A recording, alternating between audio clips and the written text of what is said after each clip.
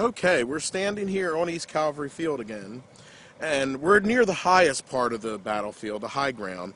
On this high ground, which is about 3 miles east of Gettysburg, about 6,300 Confederate cavalrymen who were under Major General Jeb Stuart took position here on the afternoon of July 3rd. Their objective was to exploit the anticipated success of the Confederate infantry assault that we know today as Pickett's Charge or Longstreet's assault, which was happening over in Cemetery Ridge. Now, most of the troopers that Jeb Stuart had were concealed in the woods that are in front of us, which they call Cress's Ridge. And you can see the wooded area.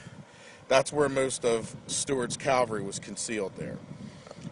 Some were posted on foot in and around the Rummel farm. Now I'm going to take a walk up here, and just in the distance there, you're going to see that cobblestone house and barn there. That is actually the Rummel farm. So Stuart had all his cavalry posted in the woods line, and he had some on foot over there at the Rummel farm. About 2 o'clock, Union cavalry under Brigadier General David Gregg approached from our left over this way, and they were fired on by Confederate cavalry near the Rummel barn back that way.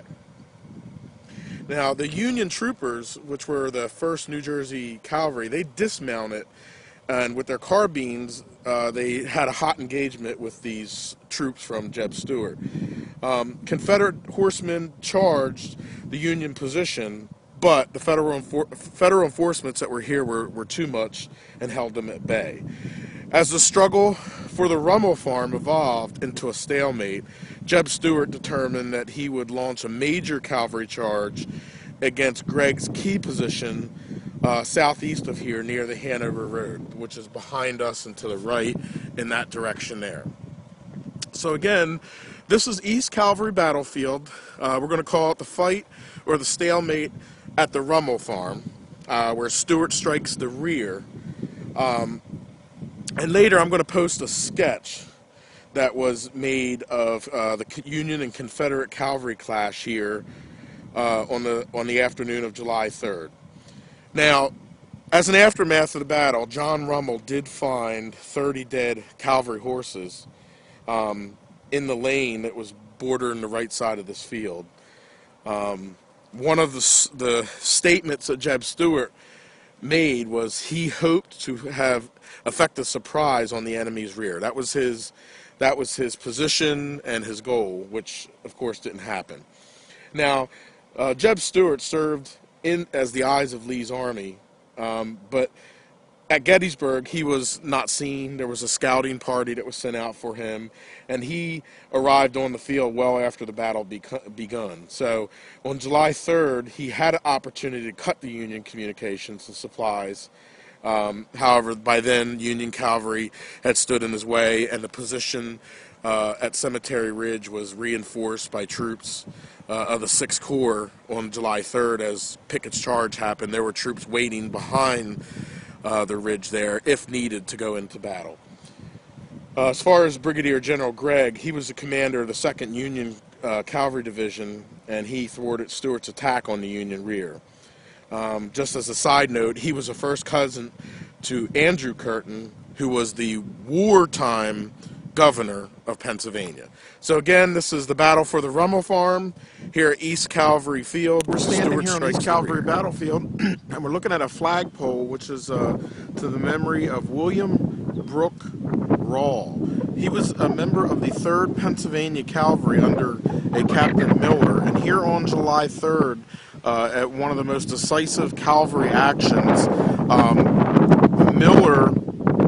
Captain Miller disobeyed an order in this position here and struck the left flank of General Jeb Stuart's cavalry, nearly cutting them in half here on July 3rd of 1863. Rawle gave testimony about that action later on, which would get Captain Miller the Congressional Medal of Honor. Now, when Lieutenant Colonel Rawl passed away in 1915, his friends erected this pole here, this flagpole, and it sits here on the East Cavalry battlefield. It's a rusty flagpole. It never has a flag flying from it. Yet his friends gave this to him as his own monument or memorial, and it was placed here in 1915. Lieutenant Colonel Rao, after the battle, would come back here and give tours of the East Cavalry battlefield, and he was an expert in the maneuvers of cavalry. This is a real little known action and known story, and a lot of visitors, as they come here to East Cavalry battlefield, pass right by this flagpole, may not even notice the flagpole at all, or even if they do notice the flagpole, they don't really notice that there's a memorial on the front of it.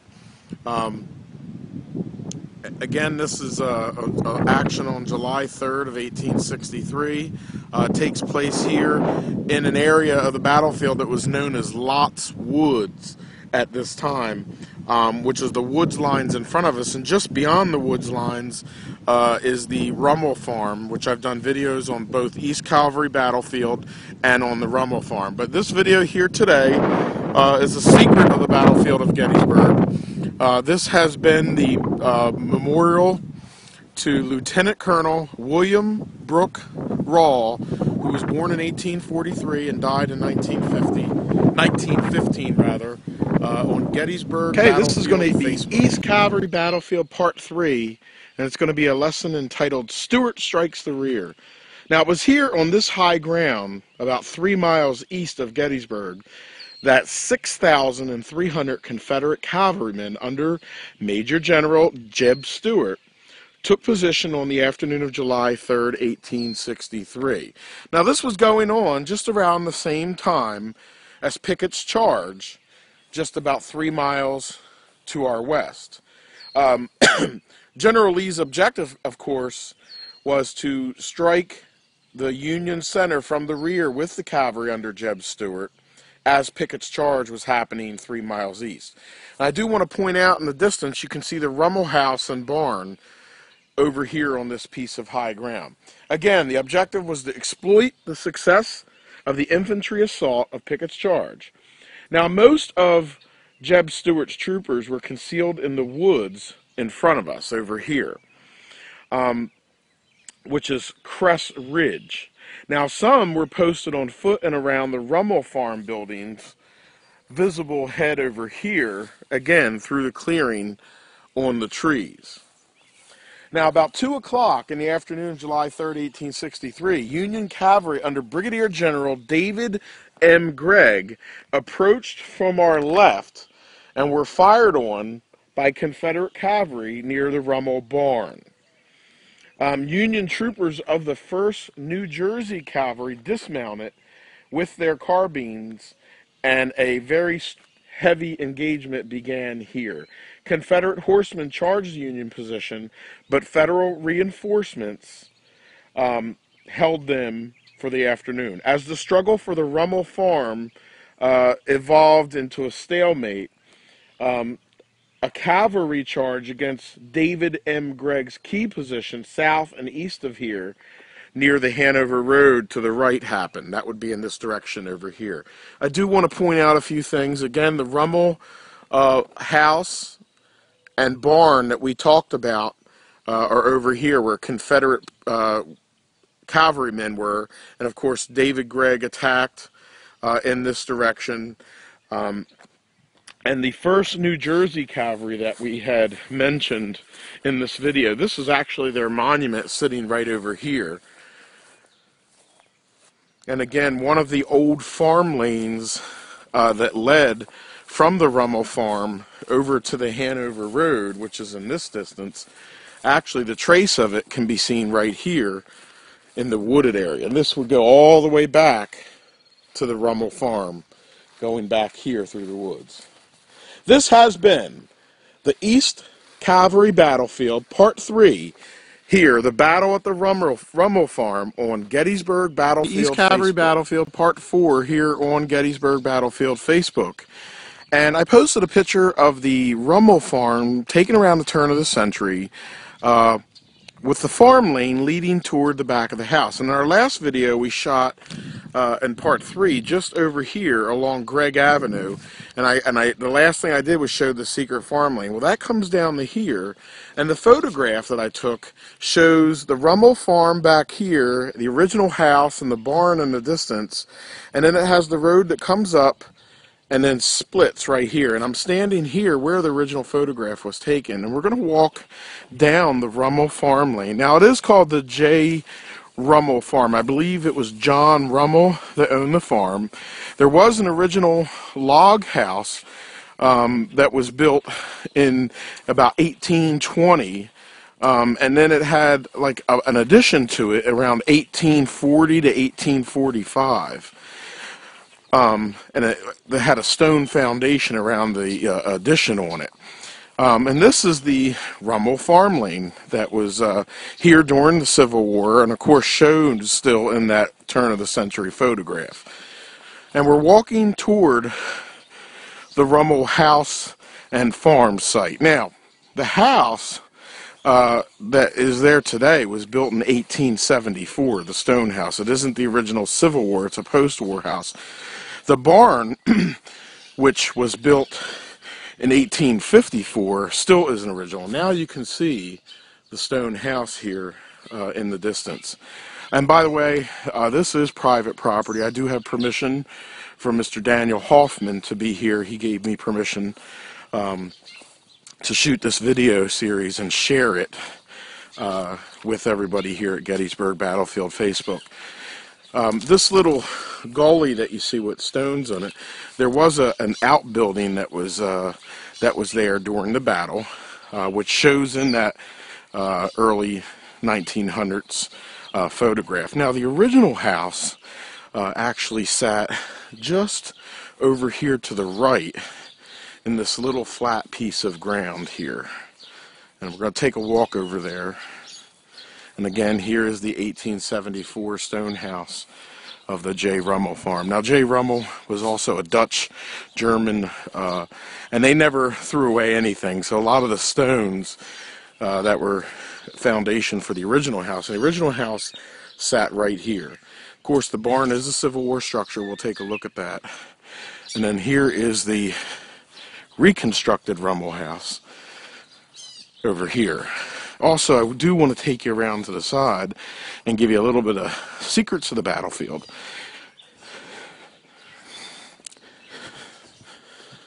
On the west side of the house is the stone that Mr. Rummel, when he built this house in 1874, he put his name up here. It says J. Rummel, 1874. And then Daniel Hoffman, when he repointed the house in 1988, he actually put DH88 right here under the windowsill.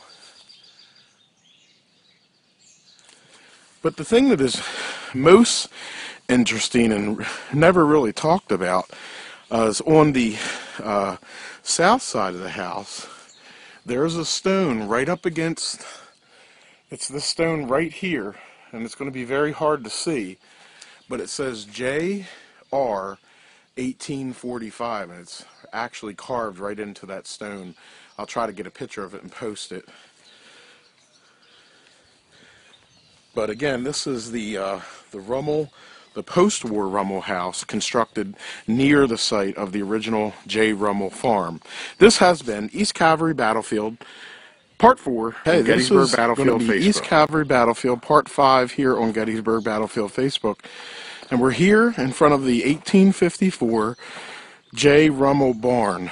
And this is the area where Confederate cavalry under Jeb Stuart were at on the afternoon of July 3rd, 1863, as they were attacked by cavalry under David M. Gregg, that were all along today what is Gregg Avenue, from Hanover Road, the New Jersey cavalry that we talked about, all attacking and firing into this direction at Confederate cavalrymen in the barn. And today, there are still bullet holes and battle damage on the barn, as you can see here. All across the front of the barn here, is battle damage. And up until a few years ago, there were still deposits of lead that were still in the barn, in the wood rather. And unfortunately, someone had come by and picked them out, scraped them out. But the battle damage, this is one of the barns that still has battle damage. And of course, this is a historic Civil War barn. And as we walk in, we're going to kind of give you an idea what the barn looked like inside.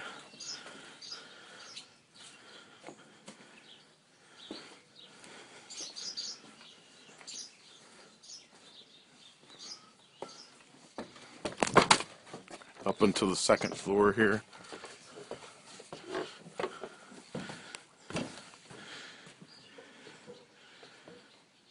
We are now on the second floor of the Rummel barn.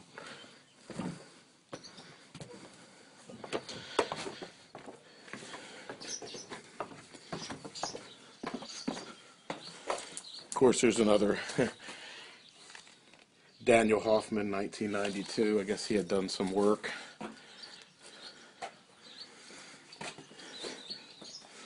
But again, this is a rare opportunity that the Hoffmans have given me to share with Gettysburg Battlefield Facebook friends on this most beautiful farm site here on East Cavalry Battlefield. Something that often gets overlooked and not visited when you come to Gettysburg. And of course, since it is private property, it's even harder to come off the auto tour and see something like this. So I was given the opportunity by the Hoffmans, who reside here at the farm, to come and shoot this video series, which I decided to add to the East Cavalry Battlefield. This has been the East Cavalry Battlefield, Part 5 at the Rummel Farm, the battle-damaged Civil War barn occupied by Confederate cavalrymen under Jeb Stuart, being attacked on July 3rd around 2 p.m. by Federal cavalry under David M. Gregg. This has been East Cavalry Battlefield Part 5 on Gettysburg Battlefield Facebook.